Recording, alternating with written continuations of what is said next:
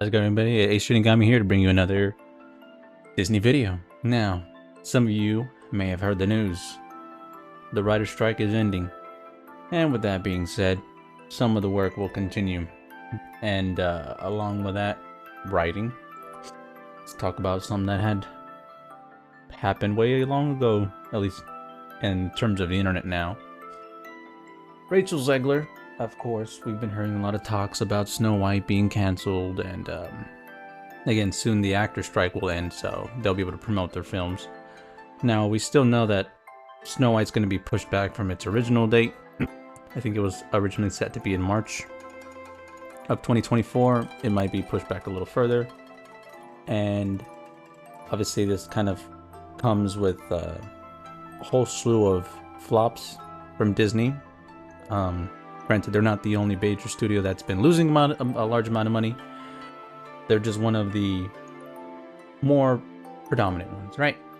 So, with that being said, let's get into the little article I had here. So, are they going to cancel the live action Snow White? Simple answer is no.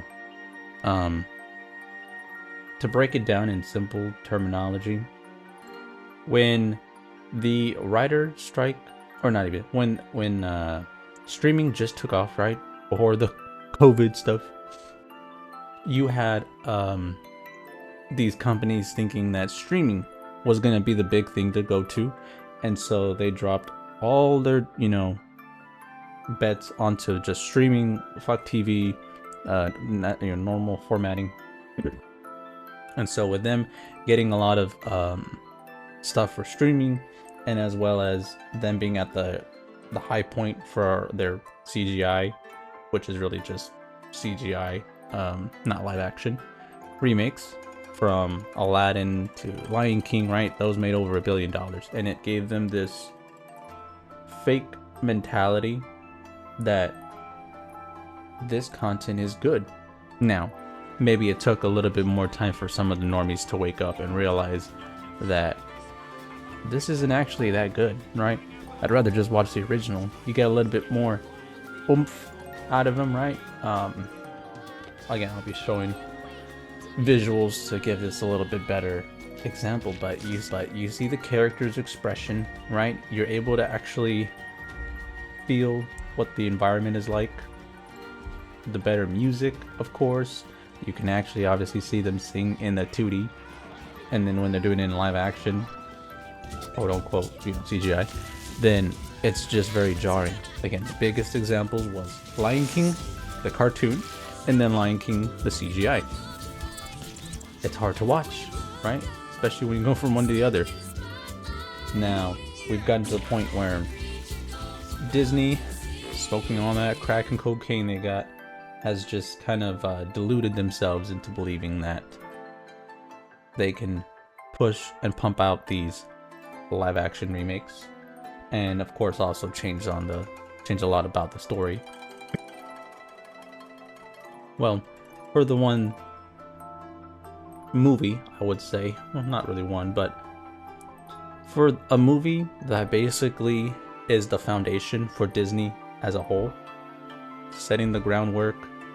Fucking Walt Disney would have been doing some other publication job, creating just like comic strips, newspaper, whatever. Like, if it wasn't for him, Disney wouldn't be where it's at. So for them to be so disrespectful, to not only change the character in its ethnicity, and as well as changing the plot from like what we have here, traditionally, no 7 dwarves, also no prince, there's no love story involved in this.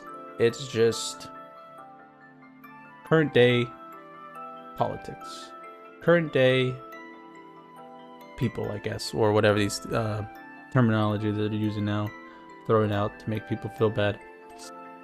And even in this article, right, you have them saying the first wave of outrage came when the dwarves in the film were just known as 7 magical creatures, and they look like shit. Okay, you see them visually, not impressive, right? Secondly, you had the also Peter Dinklage be an asshole to all the dwarf kind, and because he didn't want the role, he didn't want anybody else of dwarf kind to have a role like that. So Disney listened to him, and now they only had one. And the rest of those people that actually could have had a job from this were pissed. What else did they do?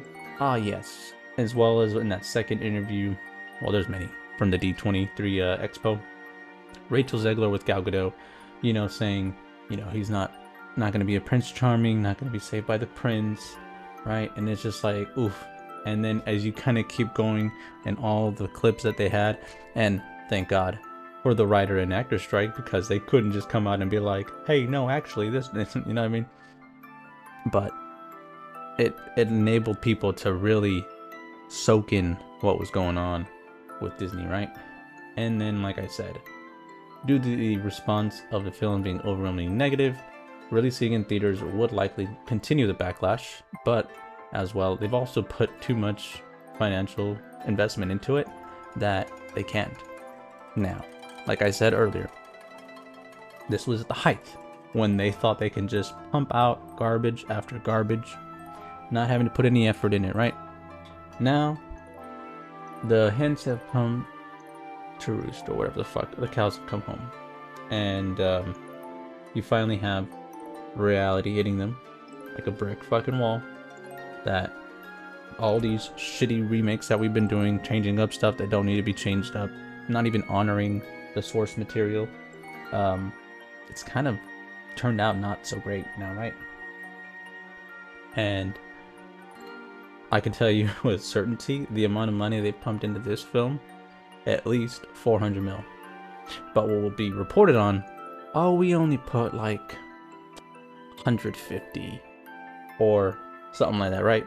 And then later on down the line, a year later, they'll be like, oh yeah, I know it actually was like 400 mil. And we got like 50 mil tax wrote off because we were filming in the UK, stuff like that. Because that's how these things work. Putting a little bit more research, you can find out there are countless articles that will say or claim, as an example, they were saying that because the Mario movie made over 1.2 billion, that they just basically cut that in half, and they were like, oh well, 6 point something for Nintendo and 6 point something for Universal, right? Those two, that's so much money. And it's just like, that is not how you break down the amount of money that they would get from that, because there's still the money that they have to give to theaters, then the cut that the production gets, then yes, all the other, you know, trickling down. And the amount that Disney or whoever would get from a film, you gotta at least reduce it by like 40%. These numbers that these people are kind of diluting the populace to believe certain films are actually more profitable than they were. Oh yeah, then why is Disney and Warner Brothers and all these other, you know, companies kind of like shit in the bed when it comes to streaming? Why are they offering such cheap rates right now? Why are they trying to offer these fucking ad tiers, right? Simple. It's all because they fucked up. They fucked up by diluting the industry with such crap writing in movies, TV shows. Now they can't even cancel it because they've invested too much into it.